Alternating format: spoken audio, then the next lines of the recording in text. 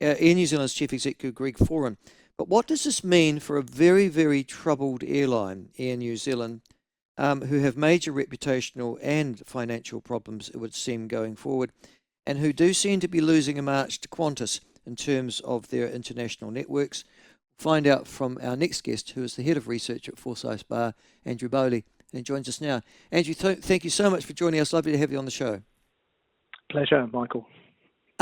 Listen, mate, Foreign's resigned, and when I've been looking at, I'm not a fan of Air New Zealand, so just so you know, I think they've been gouging provincial New Zealand to make up for their inadequacies for too long, and they have the worst characteristics of a monopolistic supplier. But despite all that, and putting all that to one side, they're our national carrier, and Greg Foran, their chief executive, is going.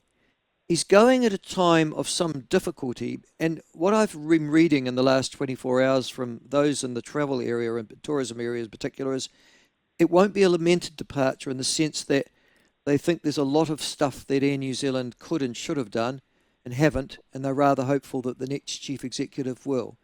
What are your thoughts? There's a lot to digest there, Michael.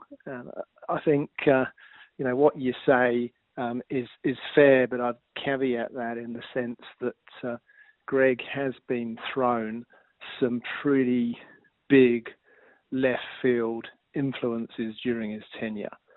I think I could kind of characterise them as four pretty big impacts. So if you think about COVID, that just wasn't just about lockdowns, that was also about border closures for quite an extended period of time.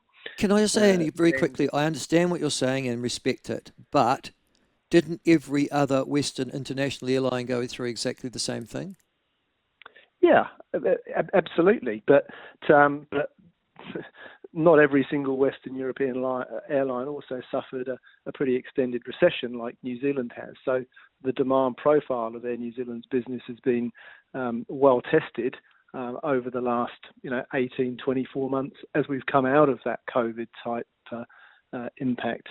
So, he has been thrown some pretty big challenges, not least the current challenge being engine maintenance. And unfortunately for Air New Zealand, they are more impacted than most other airlines globally with the engine maintenance problems because it's two of their engines, which, given the fleet concentration that they've pursued over the last 10, 20 years, it's had quite a meaningful impact on what they can provide from a capacity point of view.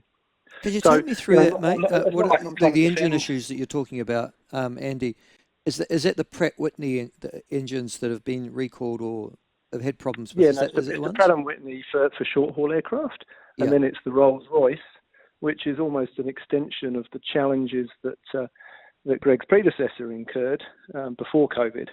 So we're seeing a fair amount of long-haul aircraft out of action, and we're seeing a fair amount of short-haul aircraft out of action. And an airline that typically runs on low margins, when you're not running the capacity you want to or you're set up to as an airline, it has an impact on you financially. The engine issues were related to, I guess, the airline purchases or the aircraft purchases. Were they in any way, do you think, foreseeable, or did they just come out of left field? They're left field. You buy into an aircraft type and you expect those engines that accompany that aircraft type to provide you the ability to provide the capacity or the flight schedules that you're set up for. Not all engine types or aircraft types suffer those kind of engine maintenance type issues, and Air New Zealand unfortunately had its fair share of bad luck in relation to those. Okay, and well, you mentioned four things. So COVID, an extended recession, engine issues. Was there something else? And the other is inflation. So cost inflation has been pretty severe for lots of businesses, and Air New Zealand's not been immune to that, and it's had quite a meaningful impact in terms of, I think, the customer's perception around value. And if you think about their inflation pressure of being, well into the 20s from a pre-COVID point of view to now, there is a certain perception issue in terms of how much more you're paying to travel from A to B than you were in 2019. I think the other thing that irritates people, I'll just give you an example that Brenda sent me, but Brenda lives in Gisborne, and it's typical of a provincial service that Air New Zealand charges a hell of a lot of money for. She's given an example here. It cost me $1,040 to fly from Gisborne to Dunedin return, $745 to fly from Auckland to Sydney return. And she and right throughout provincial New Zealand, Napier, Gisborne, Palmerston North, I guess, not so much. The Dunedins of this world, Nelsons, that would be a pretty constant refrain. New Zealanders see the differential in pricing and go, what the hell is that about? Do they have a perception issue, do you think, in that area too, as to value for money?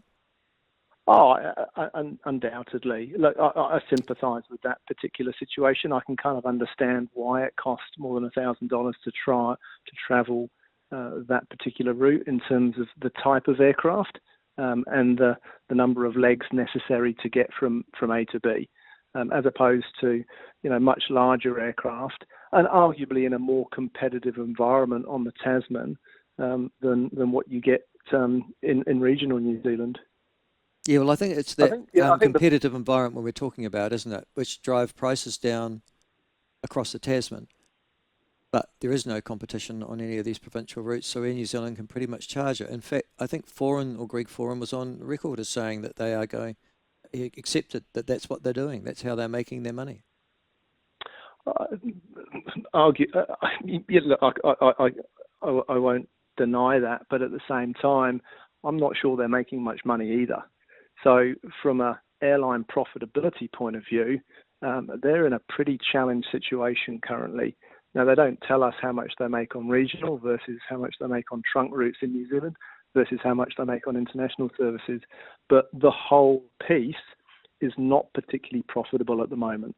So, to your point at the outset when you referred to the monopolistic behaviour of the airline, I think that's all well and good, and they do have one of the most favourable structural positions in global aviation when we just think about their domestic business, but they're not making much money, which tells you something about the challenges that they face. The other thing, though, in terms of perception and public support, New Zealanders are irritated by it seems, price gouging that occurs every school holidays and festive periods as well.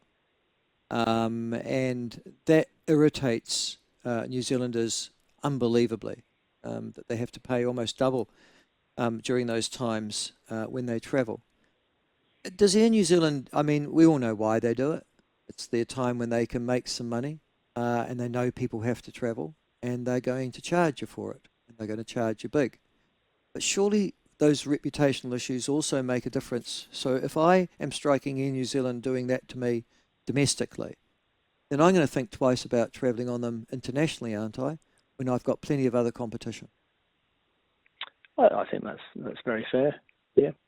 Look, ultimately, the airline behaviour, and it's not just Air New Zealand, airlines globally tend to pursue pricing models which try and optimise revenue outcomes, and that's based on supply and demand. So when supply is capped and there's an increase in demand, and you get that around school holidays, then prices go up, and that's nothing unique to Air New Zealand. You'll see that at airlines globally. And that's them taking advantage. The counterfactual to that is if they didn't pursue those kind of models, they would have to lift pricing outside of peak times, so to make that return. So the perception would change, for other passengers that weren't wanting to travel at peak times, and their cost of travel would go up.